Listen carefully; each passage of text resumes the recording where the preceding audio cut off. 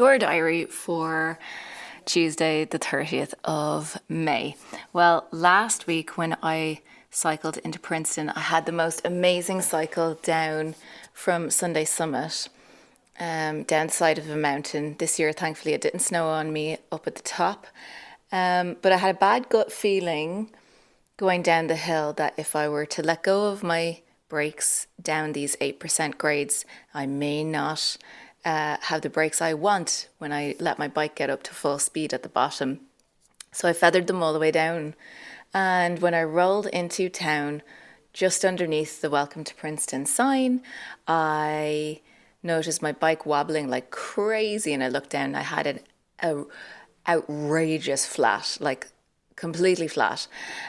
So I rolled it the 350 meters to stay at my friend Norma's house, and repaired it the following day, the day of the show, only to have my brake pad fall out. So I'm really glad that I was able to get it fixed. Shout out to Joe, my wonderful, magical bike mechanic friend who I met in Osoyoos last year and who had since moved to Kermias, which is a town not far from where I was in Princeton. So he drove all the way up to Penticton to the bike shop to get proper brake pads for me, drove down to me in Princeton, and we repaired the bike after my show. So then I felt brilliant about my cycle. And the other thing that had happened earlier in the week, and I really have to give a shout out, it was the night before I arrived in Princeton, and I was cycling through Manning Park. Thankfully this year I didn't see any bears, but I did get rained on all day long, which for the majority of the day was gorgeous. But when I was coming down the hill into Manning Park, the temperatures really dropped. I noticed that there was like snow on the trees on the other mountain ahead of me, and there was like big patches of snow in on the ground at the base of the trees. By the side of the road. So it was very, very cold. And once I started going downhill, everything was soaking wet. I had plastic bags around my socks inside my shoes to keep my feet dry. And by the time it had really, really just lashed rain on me for the last leg and then gotten that freezing cold wind on me, I was frozen to the bone. So I was trying to cycle to the other side of Manning Park. So I had another 20 kilometers to go that day and I was just frozen. I wasn't going to make it. So I decided, you know what? Light bulb idea. I'm going to turn off into Manning Park Resort and I'm going to see if I can buy a day pass to their leisure centre, like to use the hot tub and the swimming pool to warm up, shower, dry off my clothes a little bit, grab some dinner in the restaurant, and sort out a game plan and just re-energize for the last 20k. And then I was going to camp that night at this other spot. So I also had a very wet tent balled up in my panniers as well. So that was going to be a not fun prospect of having to get freezing cold into a soaking wet tent for the night to sleep and have a big cycle the next day. Anyway, I go into the leisure centre, score on that, and I'm just coming out of the pool and I'm drying off in the change room and I'm like putting my freshly dried foot into my plastic bag to put back into my wet shoes, and these two ladies come running into the change rooms and they're like, "Are you Oh Stella?" And I'm like, "Yeah." "Is that your bike outside?" I'm like, "Yeah." "Is it still there? Is it stolen?" They're like, "Yeah, it's there. But we passed you on the highway and we're just obsessed with you. And you have to, like, what are you doing tonight?" I was like, "I don't really know. I'm kind of going to eat dinner and work it out from there." They're like, "Well, we have a cabin here at the resort and not as many people showed up as we were expecting. So you're welcome to stay with us tonight in our cabin." And I was pretty much like, no, no more words needed. I will see you in like 20 minutes. So I stayed with them. So massive shout out to Jennifer, Shirley, Brian, and also Marilyn for their incredible generosity. So I had an excellent night's sleep. So the cycle into Princeton up that monster of a hill was very doable. So that was great. And a big shout out to Optimize Physio as well for getting me back in shape for tackling these hills this year. Anyway, so all that to say then, Princeton, the show at Princeton was great. I played at the Copper Pit and that went over really well. Had lots of fun meeting some other bands from there. And then I cycled on to Carmeas, which was fantastic. That was a lovely cycle.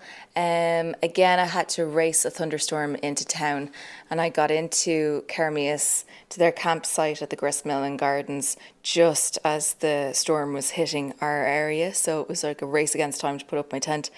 And then it was so short lived. By the time I had the tent up, in the most fumbly manner possible, like I was shameful how fiddly I was about putting up the tent. You'd swear I'd never put up a tent before in my life. The rain was gone and then it was lovely.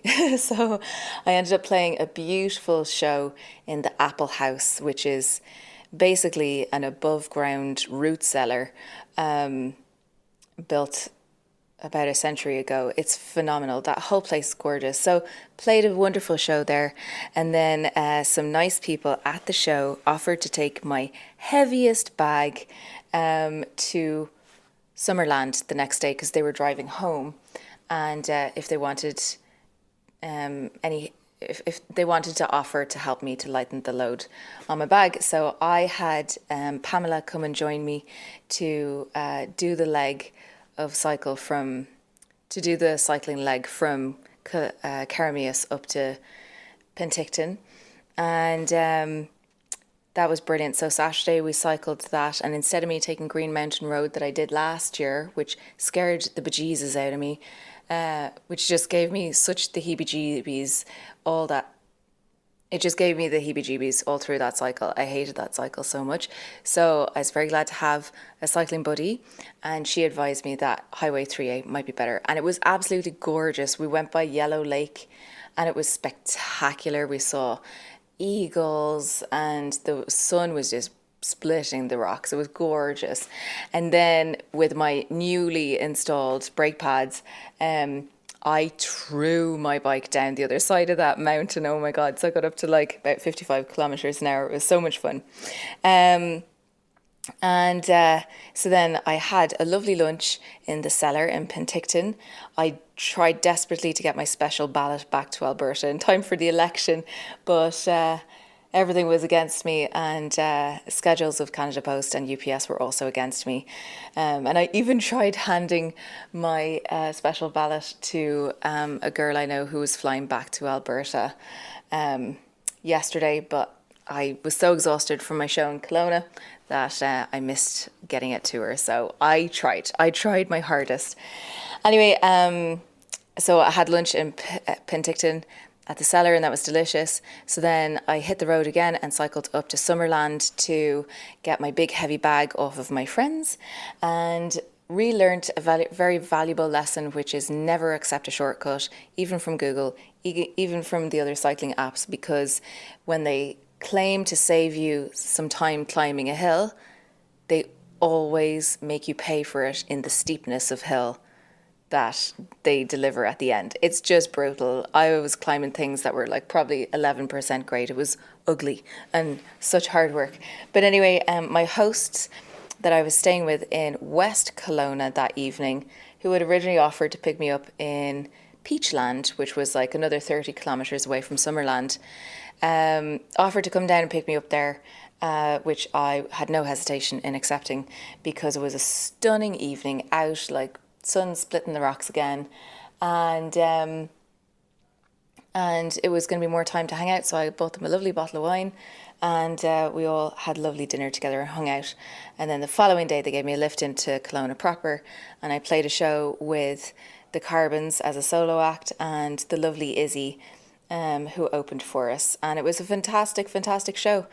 So now I'm taking a few days off in Kelowna. I'm songwriting with some friends here, and I will get going again on Thursday the 1st of June and cycle back down to Penticton, where I will be staying with some other lovely folks that I met at my show in Carmeas, whose daughter actually cycled through the UK in 2018, I want to say.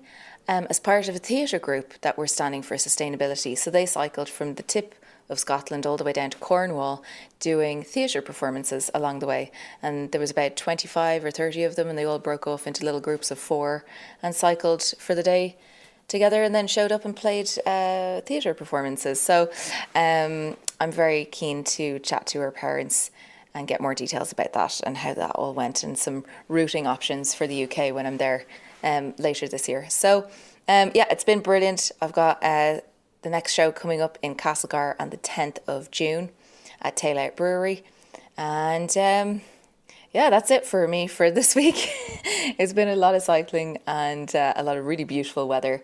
And I think later this evening I'm going to go paddleboarding on the Okanagan Lake, and should be very fun.